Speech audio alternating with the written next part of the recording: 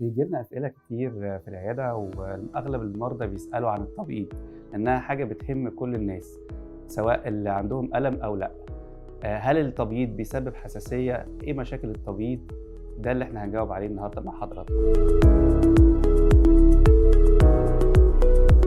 تبييض الأسنان هو عملية بسيطة جدًا، ما بتحتاجش أي تخدير ولا بتحتاج أي علاج، مجرد إن إحنا بنحمي اللثة والأنسجة الرخوة في الفم، وبعد كده بنحط مادة التبييض بحيث إن المادة بتفتح من 6 درجات ل12 درجة من لون الأسنان الطبيعية، يعني ما بنوصلش للبياض الناصع.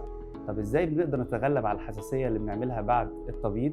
ده بيبقى عن طريق حاجة من الاتنين، يا إما استخدام مواد تقلل الحساسية في الأسنان زي معاجين الأسنان الحساسة، أو في مواد إحنا بنستخدمها هنا بتيجي مع كيت التبييض، أو الأحدث بقى واللي متواجد عندنا في عياداتنا وهو جهاز الليزر.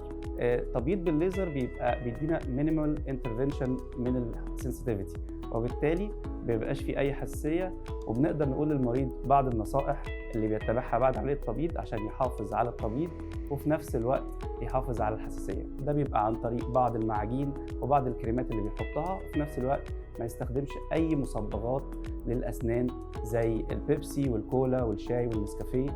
الأهم الفترة اللي بعد عملية التبييض مباشرة، وتقدروا بكده تحصلوا على نتائج كويسة، وإن شاء الله تستمتعوا معانا بالتبييض. مستنيينكم في مواضيع جديدة مع كلينيك. شكرا.